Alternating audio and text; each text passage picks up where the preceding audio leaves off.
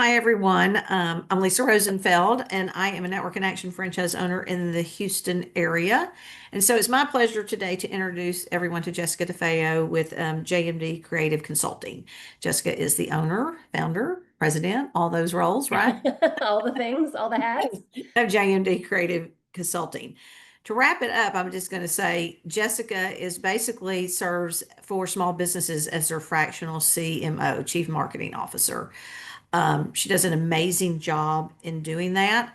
I'm going to make it a little bit personal in regards to Jessica. She's been a member of Network in Action in one of my all women's groups since 2022, when I had the great pleasure of being referred to her by one of my founding members. Um, Jessica has been an amazing member. So, for an example, I introduced two new members at the meeting last week. Oh, no, excuse me. I introduced four new members at the meeting last week, and two of them were referrals from Jessica. So, Jessica really knows how to get out there and network and connect people just in the networking world. But then she also really knows how to help a small business really target their marketing. Whether, everyone always makes the assumption almost that, oh, it's going to be social media, but that's not her approach. It is what really works best for that specific client. She's very detail oriented.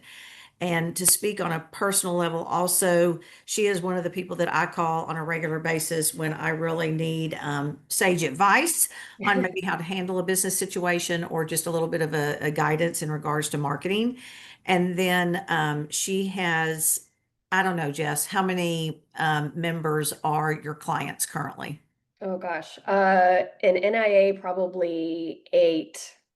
The, Yeah. yeah, right. Majority of my client base is through NIA. Yeah. So I think that says it all. So without further ado, I'm going to turn it over to you, Jessica, and let you share your wisdom with us. So glad to Thank have you here. you. Thank you. That was the best. I'm taking Lisa everywhere I go now. I appreciate you. Hi guys. So this is going to be, I'm not presenting anything on slides to you today. This is going to be me just really talking to you from one business owner to the next about this particular strategy that I have been working personally in my business for a few years, but really honed it down to a like fine science formula this year. And I'll tell you why and how it's worked for me in a second. But I am deeply passionate about networking. And it's interesting because when I first started my business about 5 years ago, I was terrified of networking. I'm a natural introvert. Until you get to know me, and I'm the biggest extrovert. So I was terrified of networking. I hated it. I didn't like the way that it felt. And I just made it my own. And then I saw how well it worked for me and how quickly it worked for me. And so now not only do I use it in my business, but I also teach my clients if they don't have a networking strategy within their business, I teach them the same thing. So today we are literally talking about the web of success. And for those of you that are visual, when I teach this to my clients, I was doing this actually a couple of months ago, and I all of a sudden had this vision of a literal spider web. And so when you think about a spider web, you're thinking about all of the different rungs on the spider web, literally, that the spider builds out. And then the center is where she stays, and the food gets caught on these outside rungs, and then she's easily able to go get the food and bring it back. And it's similar to working your networking and working it in a way that is intentional, that is formulaic, so you can just repeat it whenever you need to. And it's a consistent way of building your business or just trying to reach goals within your business. This is a repeatable and effective marketing and business building process. It doesn't matter the number of years you've been in business. It doesn't matter how much revenue you have or don't have. It doesn't matter if you're a solopreneur or you've got 50 people on your team. This is about working smarter, not harder, which I think we're all about right now. And so, like I said, I've been networking for years, but I specifically restructured my business back in probably December-ish last year, so almost a year ago. And I've been in different pieces and parts of marketing for the last 5 years in my business. But the one thing that I noticed was most of us within our 5 to 7 year mark of business, We typically don't have the budget to do a lot of marketing, and we also don't fully understand it. So we aren't coming into it with a strategy and a plan. And so we're just kind of repeatedly throwing stuff at a wall to see if something hopefully sticks. Usually it doesn't. Um, and so I decided to restructure in the terms of helping small business owners literally figure out what are the goals that you're trying to reach within your business, who are you trying to serve, and then let's figure out a marketing strategy that we can come up with, that we have goalposts along the way, and let's see what happens with a plan. So this is part of my literal marketing strategy. So I knew that if I could go to 4 or 5 networking meetings a month, and if I could have 2 intentional meetings booked from each meeting, so 5 meetings, 2 meetings from each, that was 10 one-on-ones per month that I was using to be able to either trying to see and qualify, were they a client, were they a referral partner, or were they someone just amazing and magical that I needed in my life? Either way, they usually fit into a bucket. And so I started out in January of this year having 0 marketing CMO clients. And hopefully by the end of this year, I'll have about 12 clients and reach 6 figures. It's a very doable, repeatable process, no matter your goal. So let's kind of get into why this is the formula that I want you to use. And by the end of the meeting, I'm hoping that you have this repeatable process. Just for housekeeping stuff, if you guys have questions, I'm not looking at anyone, I'm looking at my notes currently. So if you have a question, throw it in the chat. I'm going to try to end with like 10 or 15 minutes at the end for questions.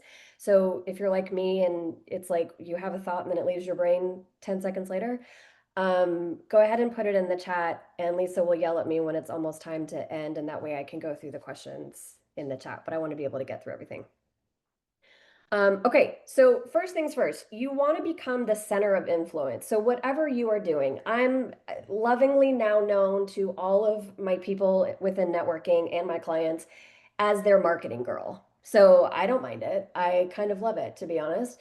And that is how I built my center of influence. So it's kind of like if you go back to the visual of this spider in the center of your web, she's that center of influence. And it's the same thing within your industry. We want you to network and set intentions with building trusting relationships that you are the go-to for the thing that you do. And the way that you position yourself to do that, to build your web, is showing up consistently, both online and in person. Be a connector and not just a collector of contacts. And I'll show you how to do that in just a second. Adding value without an immediate ask when you meet new people. So one of the things that I want you to think about is, how often are you referring people now within your own business? Like, are you referring people out consistently? Is that even a practice that you have under your belt, or is that something that you feel like you need some practice with? Because people refer people that refer. So people are going to refer me because I always refer to it as like the Rolodex in my brain. So when I'm out networking and I know exactly who your ideal client is, if I meet someone and Gary introduces me and Gary's like, hey, I have this problem. And I'm like, I know exactly who you need to meet. And then I set up the introduction. It's that process consistently, but are you doing that now? Because typically people won't refer me if I'm not reciprocating. And we'll get into that in a second. But that's really about the power of you becoming the center of influence. And typically it's because you are placing a lot of value on the people that you meet, and therefore the reciprocity is happening back to you with referrals back into your business. So what does this formula even mean? How do you start it? Well, it all starts literally within the meeting that you're in, right? So whether it's your own NIA meeting, whether it's you're out networking, it's a social event, really doesn't matter. But the hook is how you open, and your intro, your whatever and however you're meeting new people, it determines if they're going to remember you. So we all know that a strong intro, a strong commercial is going to be a powerful way to get people to come to you. And I say that because typically with my commercial, and it kind of changes up every time I go to a meeting, but I know that if I can nail the intro, meaning who do I help, how I help them, and then why it matters, right? Call out the pain point, that you are solving and talk about it within your commercial. Why is this important? Because I have people almost every time that once the meeting is over, I have 2 to 4 people every meeting that come up to me and say, I need your information. And they start that conversation, which, if you remember, I'm an introvert. So while I'm confident in what I'm talking about and what I do, I love it when people just come to me and I don't necessarily have to talk to the rest of the room. So it is a powerful way. If you haven't nailed your intro yet, it's just one other thing that can really help you kind of catapult you and give you the leverage that you need. So let's take this one step at a time. You have a killer commercial, people are coming up to you, and I need your information, and you're starting the initial conversation. The reason why I'm talking about this particular part in a granular way is because the way that you make those people feel and the way that you ask them questions about the business will naturally progress this conversation into a one-on-one.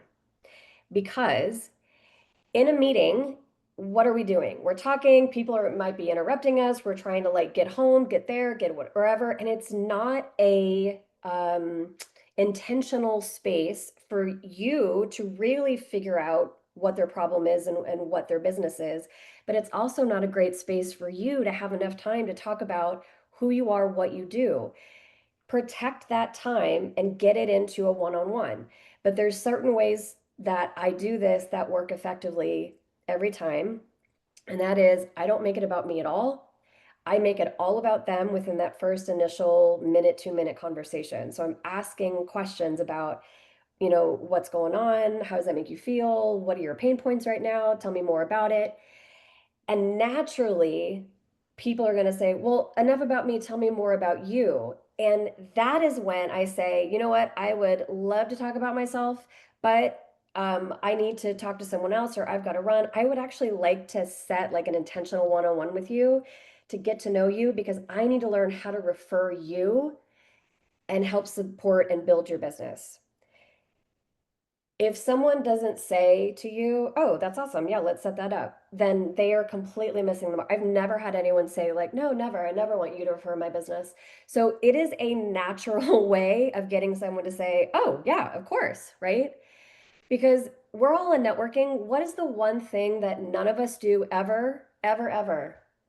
We don't follow up. No one follows up. How many business cards have you received where even if I'm an excellent follow-upper, but the amount of people that do not text me back, that do not answer my email, that do not answer my phone call, I'm like, I literally, I want to be able to refer you, and they're not even meeting that. So I was just stepped in front of the problem. And I'm like, I know that you need the support within your business, and this is not really the time to do it. So let me refer you. Let me learn how to refer you, but let's do it in a one-on-one. And I grab my phone because it's usually always in my hand anyway. And I have my Calendly scheduling link that I have. I just bring it up and I make them fill out the date and the information, and it's booked before we both leave.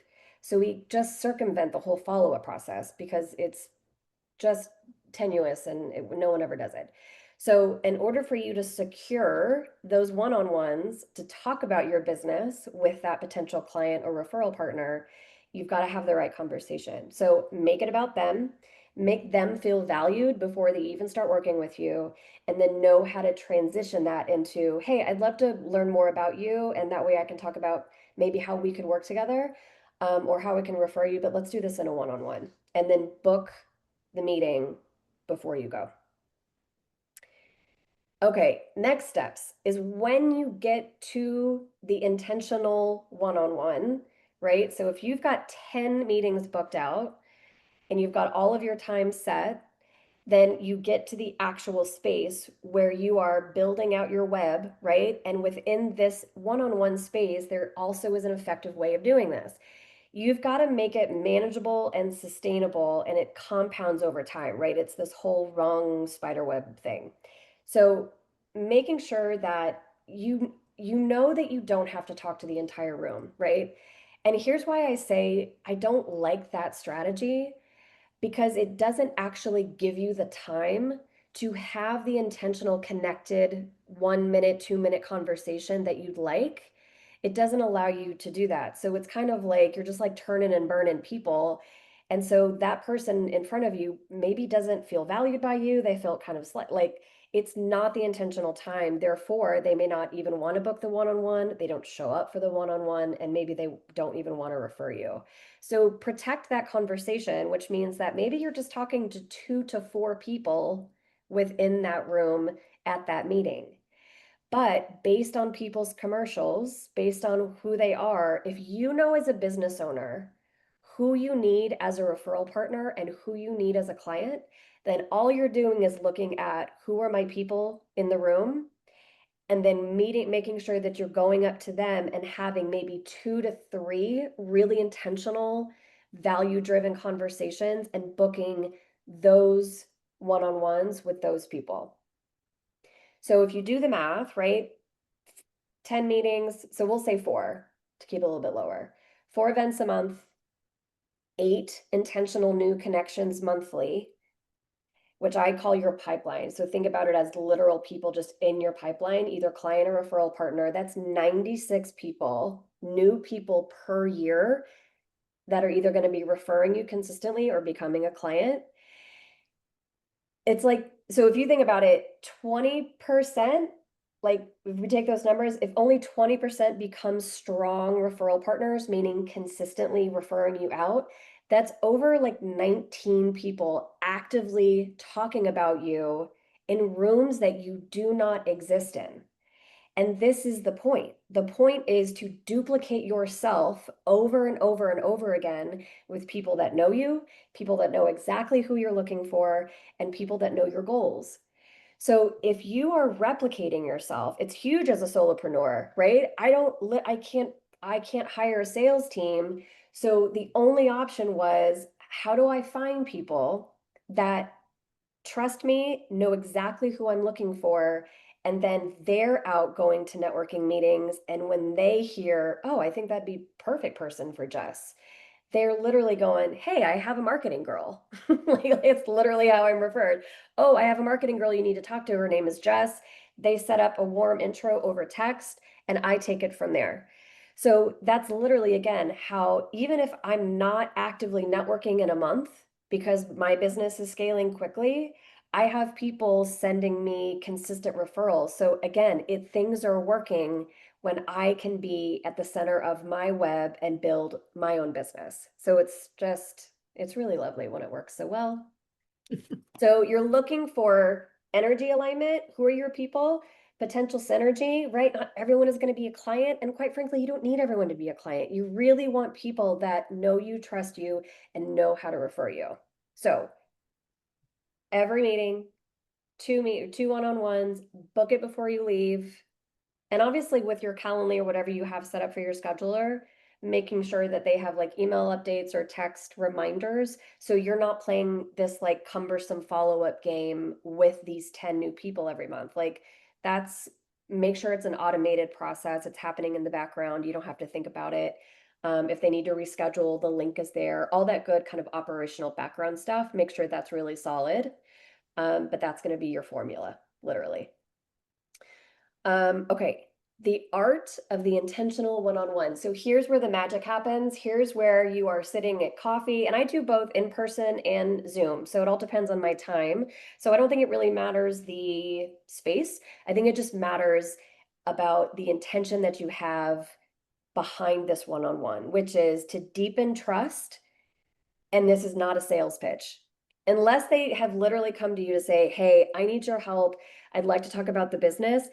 Then I think you know more clarity around the call, but I don't ever go into it trying to pitch myself. And in fact, I'm going to start the meeting to say, hey, let's start with you. You know, we met initially. Here's kind of what I know. And then have some leading questions. Because again, I want to lead with curiosity. I want them to feel like I'm giving value before they even work with me or refer me. But it's also giving them the intention of like, man, this chick like cares. Like she cares about me. And if she treats me this way and I haven't paid her anything, then I know that she's going to treat anyone that they refer to me the same way, right? So you're kind of giving them this like introduction to what it's like to work with you. Listen for alignment and opportunities to help while that other person is describing what they're going through. That's also why I ask the questions first. I'm gathering data. Because if I feel like they're a great referral partner or they could be a client, I know exactly that when I start to chat and kind of answer these questions and talk more about me and what I do, then I can use some of the examples that they gave me on how I could solve their problem, or how I could help refer them. So it's immediately giving without being salesy. It's immediately giving them the understanding that I know what I'm doing and I know how to support. Sharing your business in a story and not a sales script. I always go back to like, man, I was in retail for 25 years. That almost killed me. Now self-taught web designer, all these things. It gives them a really clear story, but it's not a salesy script. In fact, I tell this story all the time. It was a one-on-one with another NIA member, and didn't it was a different meeting that I went to. Wasn't my own meeting with Lisa. It was actually one of her husband Moose's groups. So I was just a guest and set up this one-on-one with a gentleman that never met before, didn't really know much about the business. We had one of the most impactful one-on-ones I've ever had, and we actually never talked about what we did. And I think that is such a testament to when you kind of just clear away the bullshit, to be really clear, and you just talk from human to human, how incredibly valuable that is to each other. And being able to say, like, I just now know you as a human, and I would refer Todd out to anyone that I ever speak to if they need him. Like, that's just how great that one-on-one was, and how impactful that can be. I do want to emphasize this though. When you have the one-on-one, be clear about what you're looking for. I always ask, hey, how can I support you? Like, who are you looking for? Who are your ideal clients? Because again, it's going to go in my Rolodex. And also, it may not even be that you're looking to build your pipeline of 10 clients. It could be like, hey, I am looking to get connected for speaking engagements. Like my new goal for 2026, not technically, but as a possible, I would love to start speaking and getting paid for it. So if you have a goal that you're trying to meet, then make that the ask. Hey, as you're out looking at other or meeting with other people, looking at other opportunities for networking, here's what I'm looking for, because it makes it really clear what the ask is. And then it's like, well, how can I refer you? Here's exactly what I need. And then vice versa. So you're making um, that reciprocation clear, and that you're willing to support them. And it just becomes, there's no assumption on anyone's part of what you're looking for. So just make that really clear. Now, if you're building out your web and the whole point is to find these referral partners, right? Getting them to trust you, you can't just have a one-on-one and then ghost them. You have to somehow keep the data and track these one-on-ones, because follow up, follow up, follow up, follow up is literally the key to this. I don't care if you have 96 new one-on-ones, something I'm sure will come of it because the numbers are high. But if you don't follow up, if you don't send a text that says literally, hey, haven't heard from you, how are things going, how's business? Then everything it won't work. This whole system won't work if you don't follow up. Why? Because we all have so much going on in our lives. I am not going to remember you if you don't put yourself in front of me at some point. And we each feel that way. So if you have these intentional one-on-ones and you're taking all of this time out of your business to build your web, then within, whether it's a spreadsheet or it's on a piece of paper, I don't really care how you do it. But if you don't take the time to go, oh man, I haven't talked to Kelsey in like 4 months, like I got to check in with her. I got to make sure, because Kelsey does operations, and I'm taking out Kelsey because she's on the call right now. But Kelsey does operations, and her ideal client is kind of my ideal client. So if she and I are not talking, she's not going to remember me. And I don't blame that. It's literally no one's fault, but that's just kind of how our brains work right now. So if I don't have a system where I'm not reaching out to Kels to say like, hey lady, how's it going? What can I do to support you this month? Who is going to say like, Jess, I don't have time for you? Like literally everyone is going to respond in some way of like, oh my gosh, thanks so much. Not really sure, but let me get back to you. We need to catch up anyway. It's like a 99% conversion, literally. Every time that I'm reaching out to who I have identified as a referral partner, if I'm not asking that and staying in front of it, it really just kind of falls by the wayside. And that's not the point. And it's interesting. We kind of talked about this at a meeting a couple of months ago within my own group. And one of the things that was brought up was like, well, I just don't know how to ask. Like, I don't want to feel like I'm asking for something. And there's a couple of ways that I feel like you can circumvent that, meaning we're here to network and build each other's businesses. So just say what you need, because that's kind of the point. But also, if you go into it with a value add, hey, how are you? What does your business need this month? How can I keep an eye out for people for you this month? What do you need? I'm just checking in.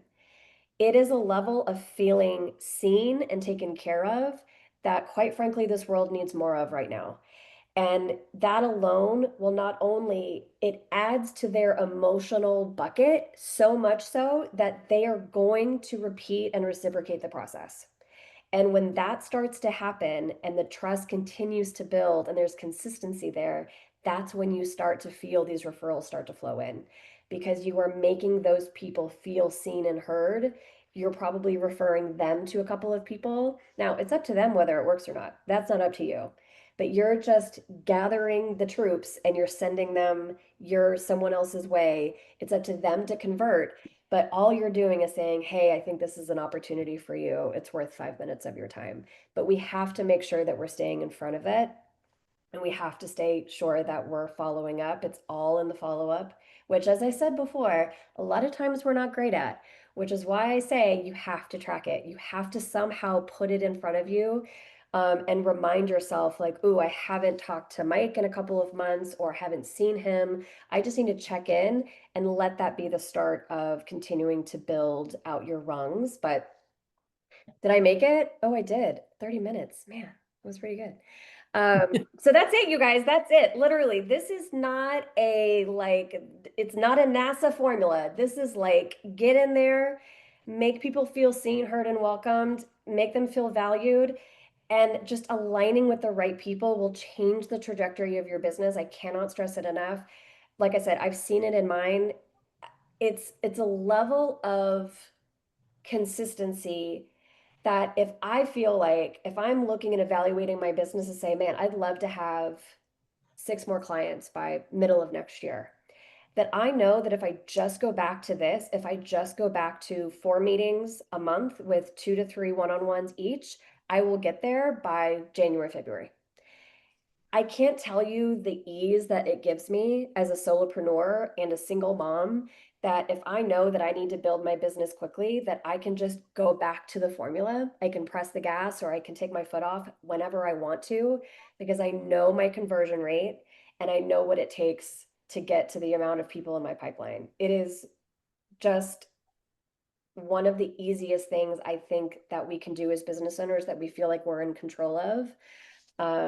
So yeah, it works, it works, it works, it works. And I hope that you guys feel confident in getting started. So thank you. All right. So, Oh, any questions from anyone? Sorry, Daniela. So here's one. So from Kat Diaz, what is your advice on the best way to track one-to-one information for follow-up and personal notes? So I love a good spreadsheet. I am not the builder of any spreadsheet. So I literally have the most simple of simplest spreadsheets that just name where I met them, the date of our first one-on-one, their contact information, obviously, what they do, why I think they're a good referral partner. And then if I feel like they are in, like, I kind of rate them. So there's like 3 different levels. Hot, meaning they're like, man, like Kelsey. Kelsey works with kind of the same bracket of business owners that I do. So when we met, I'm like, hey, you've got my people, I've got your people, but she doesn't do marketing, she does operations. So we still need each other's people.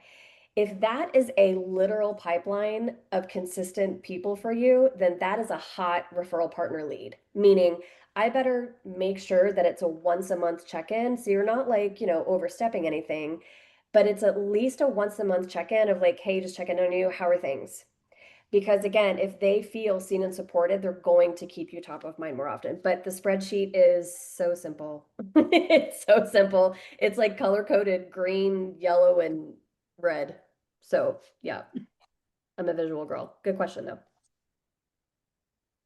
Let's see. Someone asked, and you kind of answered this, but do you have a CRM system that you use to track your conversations? Um, Um, yeah, I mean, well, so for example, I do have a separate CRM. So I use HoneyBook to keep my whole business side of life organized. Um, So that helps me in the scheduling side of things. So when people book with me, I don't have to literally think about it again until they're showing up on Zoom with me because all of my reminders and text messages are going out of like, hey, don't forget, hey, don't forget. So that's really nice. Um, then it also records the conversation over Zoom too, so I can go back to notes, which is really helpful, but it doesn't necessarily keep like the spreadsheet really allows me to go into a high level visual immediately of like who they are, what they do, and when do I need to contact them again. So I'm sure there's one that probably does better than my current system, but it works for me right now.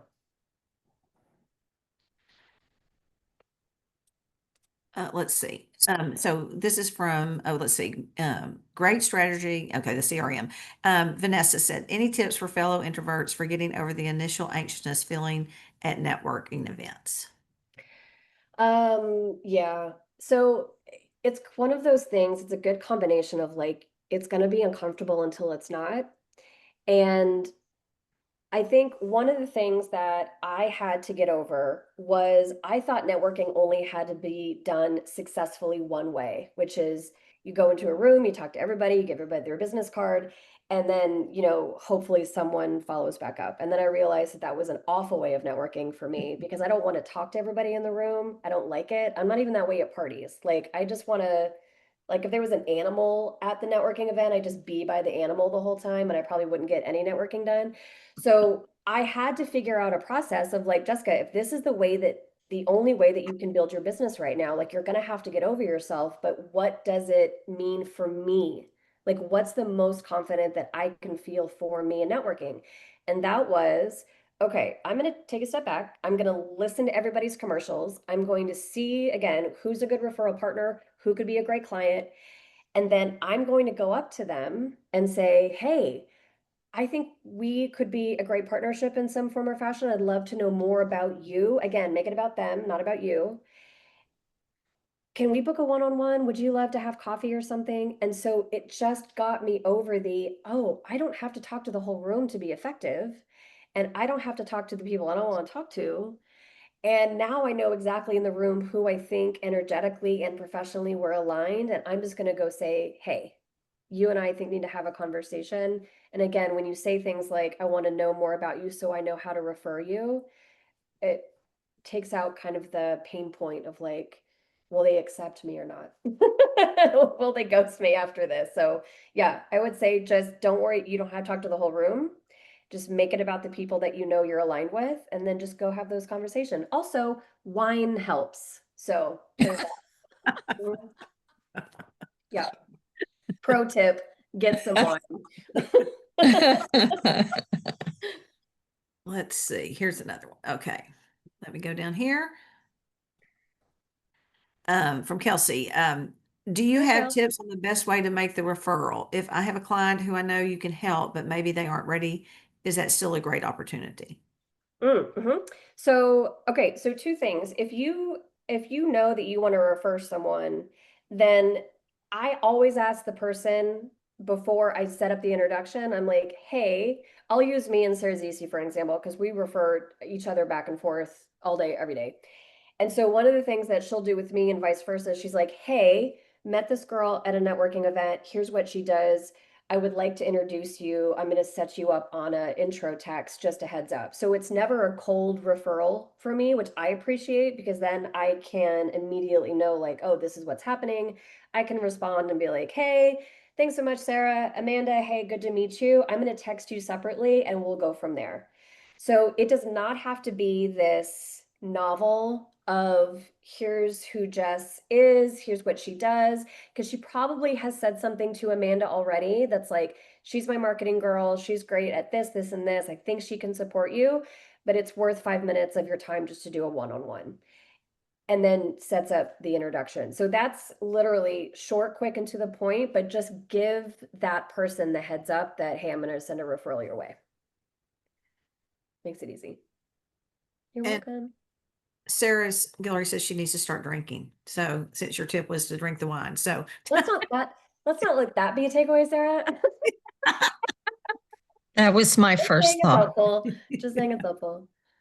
So I have a question, Jess. So in working with your clients, because I know several of the people you work with, so I know you're obviously sharing this formula with them and talking to them and everything.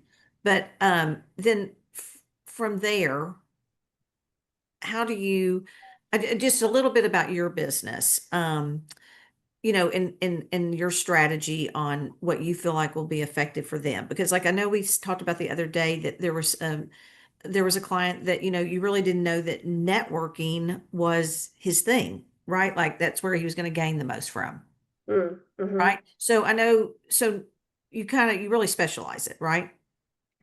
For my clients, you mean? Yes. I'm talking about Yeah, the clients you're absolutely. working with. It has to be a custom approach because every person's goal is going to be different and the goal might change. Like, now my goal is probably more referral partners than just networking to build clients because right now, before I hire support to help me within my own business, like I don't have necessarily the time to go out and do a lot of networking right now. But I know that if I send out a text message to like my top 10 referral partners and say, hey, I'm not going to be able to network for the next couple of like 8 weeks out because work is crazy right now, which is awesome. It's kind of the point. I know that if I like put the Batman signal up of like, hey, I need your support, those ladies will go full on army for me. Like they will make sure that anyone that they meet, whether it's a good referral or not, they may not even know, but they just know to put them in my sphere.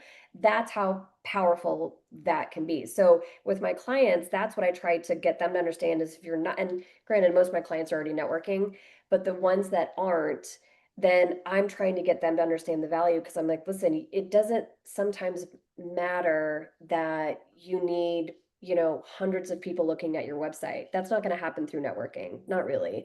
That's going to happen through probably like a paid ad.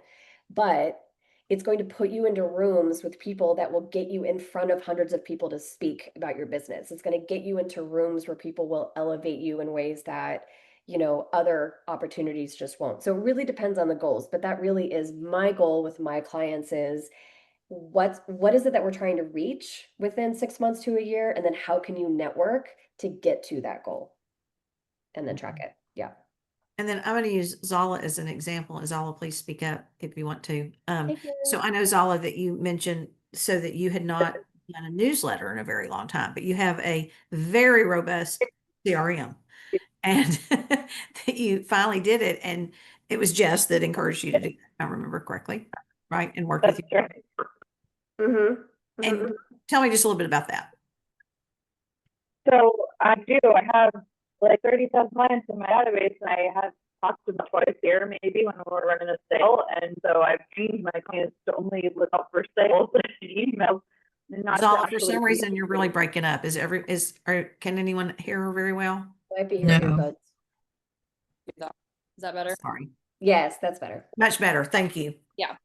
So I had, 30,000 clients in my database and I'd message them, I'd email market, twice a year when we'd have a sale going on. And that trained people to always be looking for a sale when we sent an email, but it also didn't really give me an opportunity to educate my clients. And I felt like it was just overwhelming to put together things. I wasn't very creative about it. And so Jess really helped me like create a real template for all of the things that I want to be consistently talking to my audience about. And then the piece that really made it so seamless was that she worked directly with my virtual assistant to create the visual and copy. And those were all pieces that I had like held on to with a death grip of like, it has to be me. And to realize that it could actually be done in my voice when someone understands you and can then, you know, tell others how to create that content about with your voice.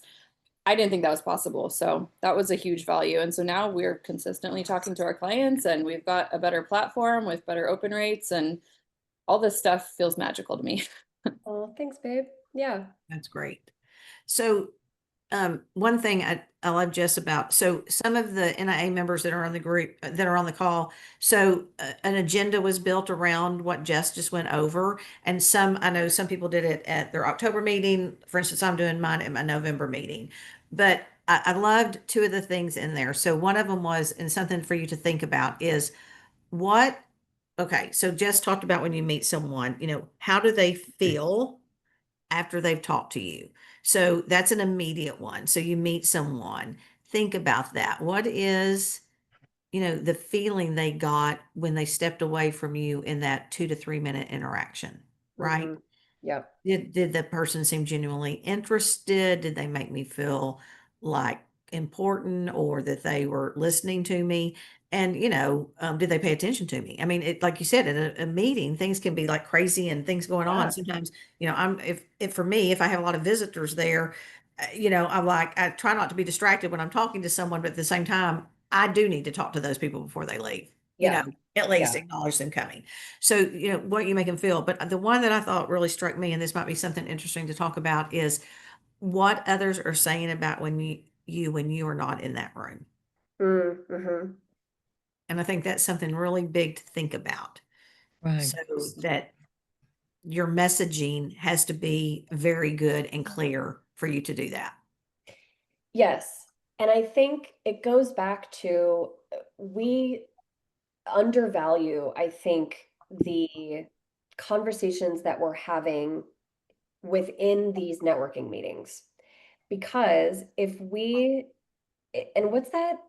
Someone probably knows it. It's that saying that's like, it's not about what you say, it's about how you make them feel. And people will remember that way, way longer and heavier than they will like what you do. It's a lot of times why I don't actually name my own business. I just talk about what I do and how I solve people's problems. I don't need them to remember the name of my business. I need to remember them to remember that's the marketing girl that I think knows that she can like save my marketing. That's what I need them to remember, because that crux is going to take my name into another meeting that I don't exist in and say, oh, this girl that I saw, she does marketing, and let me just introduce you. Like that alone can be impactful, but it's because I'm more focused on, I know you're struggling with something and I know I can help you, and making sure that that's really clear. And a lot of times that's why I say your intro is so powerful, because if you're just talking about who you are and your title, if more people are trying to figure out your title, then you have not done what you need to do within your commercial, right? So don't make people think about it. Get them an immediate clarity on, oh, I have that problem. Oh, she can solve it. Like that again is going to make people immediately go up to you after and start the conversation, instead of you feeling like you have to go and start the conversation with several people in the room. So yeah, yeah, if we can make people feel seen and valued, that's gonna carry a lot of weight Absolutely. for sure. Any other questions Those are good questions. Thanks, guys. or comments? Doesn't have to be a question. Input? Yeah, I'll add one. So it's interesting that you mentioned reciprocity, because we talk about that in our groups a lot. Mm, And that law of reciprocity is pretty powerful. And so mhm. people have a hard time um, recognizing that that requires patience. Yeah. Oh my That's gosh. not Yeah. something that just happens immediately. So, Yeah. and there should not be an expectation Yeah. that there will be a reciprocation Yeah. when you give a referral. Yeah. And so I thought that was a good comment that you added on that, and just wanted to emphasize that reciprocity thing is it just takes time. Yeah. So anyway, good. That's a really great point. Thank you, because you're absolutely right. I think the moment that you release the expectation that, oh, if I just give out referrals, I'm sure they're going to give me those referrals back. That is not how that works. And it's funny because I was actually having a conversation with a client of mine where she's like, I'm giving out all these referrals and I'm not getting any back. And I'm like, that's interesting information because that tells me, do we really know how to refer you? Because if we know you really well, do we really know how to refer you? And or are we in rooms where people need you? Are we having those conversations?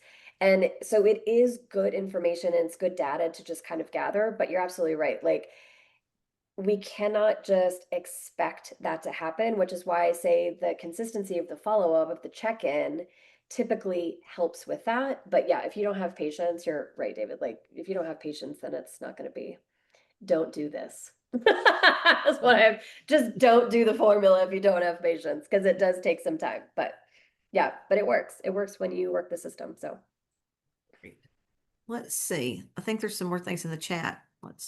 Just lots of congratulations. Thank you. Great job. oh, thank you guys. And then going to make a calendar reminder to connect and link my spreadsheet to make it easier. And then Kim said, great idea. So lots of great comments. Awesome. Thank you guys. And honestly, like if anyone needs, I literally, it's a reason why I have 30-minute free connection discovery calls, whatever you want to call them.